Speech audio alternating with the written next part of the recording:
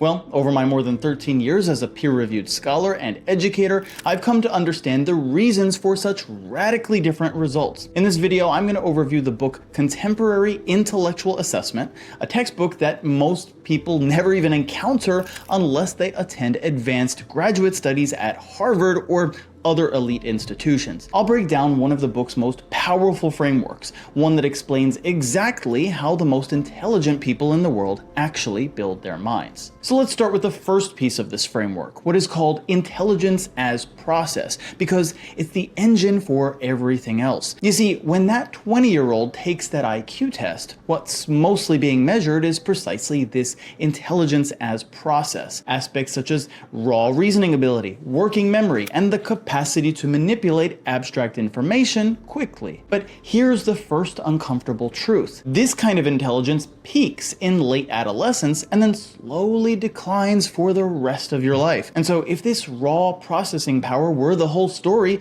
we would all peak at 20 and decline forever. And a brilliant 60-year-old would be a contradiction in terms. But that's clearly not how intelligence works, which tells you immediately that raw processing, as measured by IQ, cannot be the whole story. And the reason for this is captured in a theory discussed in the book developed by the psychologist Philip Ackerman called PPIK theory, which stands for intelligence as process, personality, interests, and intelligence as knowledge. And this entire theory is built on one core idea, namely that raw processing power is inadequate to account for adult intelligence. Instead, it's what you could consider the starting capital which is meant to be invested. And just like financial capital, what matters in the end is not how much you start with, it's what you do with it. A person of modest means who invests relentlessly ends up wealthier than someone just born rich who spends it all. And intelligence works the same way. For instance, consider what actually happens when you first learn to drive a car. In the beginning, it consumes every ounce of your attention. In fact,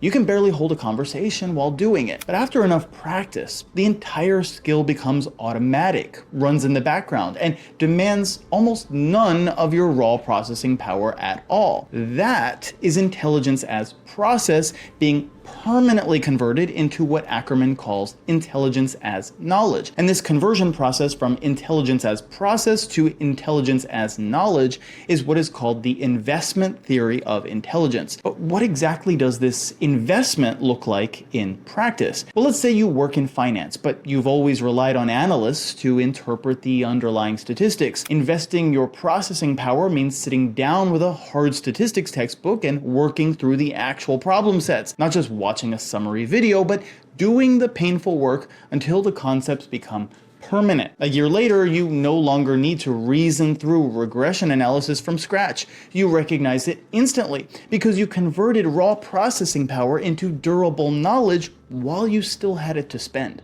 But here's the question that immediately follows. If everyone has processing power to invest, then why doesn't everyone invest it? Well, that brings us to the second component of Ackerman's framework, personality. Now, most personality traits have almost nothing to do with intelligence. Being extroverted or agreeable tells you essentially nothing about someone's intellect. But Ackerman's research identified one specific cluster of traits that does, and it goes by several names in the literature: openness to experience, need for cognition, or often what researchers call typical intellectual engagement. If we strip away the jargon here, we can see that it describes something very simple. Whether you actually enjoy effortful thinking or whether you instinctively avoid it. To understand this, picture two equally intelligent people handed the same dense, difficult book. One feels a genuine pull toward it. You see, the difficulty is part of the appeal, and the challenge is actually the reward. The other feels resistance, a kind of low-grade dread, and then quietly reaches for their phone instead. You see, neither is more capable than the other.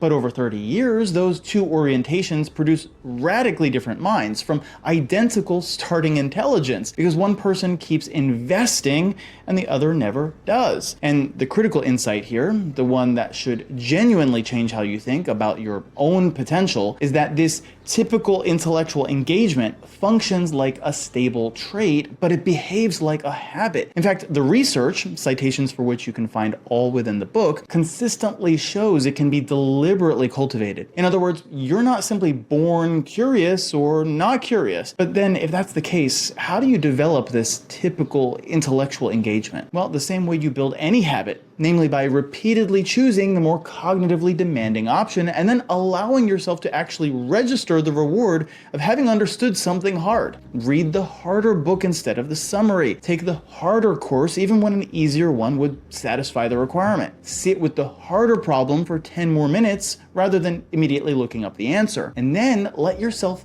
feel the small but real satisfaction when something difficult finally clicks into place, because that felt reward is exactly what trains your brain to seek out difficulty next time. Each time you do, you are strengthening the exact psychological trait that determines whether your raw intelligence ever gets invested at all. And the more you do it, the more the difficulty starts to feel like a reward rather than a punishment. Now, personality determines whether you invest your intelligence, but the third component of Ackerman's framework determines where you aim it, and that component is your interests. Ackerman's work, drawing on the vocational research of John Holland, found that two interest patterns in particular are strongly linked to building intellectual ability over time. What are called investigative interests, or the drive to understand, analyze, and figure out how things work, and artistic interests, or the orientation toward creativity, expression, and aesthetic complexity. And this part of his framework is key because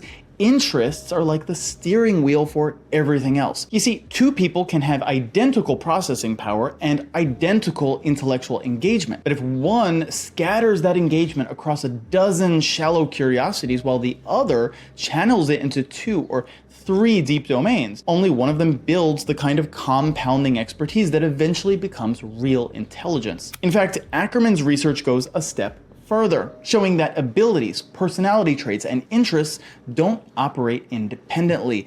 They cluster together into what he calls trait complexes. And 2 of these clusters are the engines of fast knowledge building. The first is what he calls the intellectual cultural complex. Picture a person who reads widely across history and literature, is genuinely curious about ideas for their own sake, enjoys art and abstract conversation, and feels a pull toward understanding things rather than just using them. In that person, openness to experience, intellectual engagement, and broad investigative and artistic interests all reinforce each other, each trait feeding the others. The second is the science-math complex. Picture someone who's drawn to how systems work, who enjoys quantitative problems, who thinks in models and structures, and wants to take things apart to see the mechanism underneath. In that person, mathematical and spatial reasoning, investigative interests, and a hands-on orientation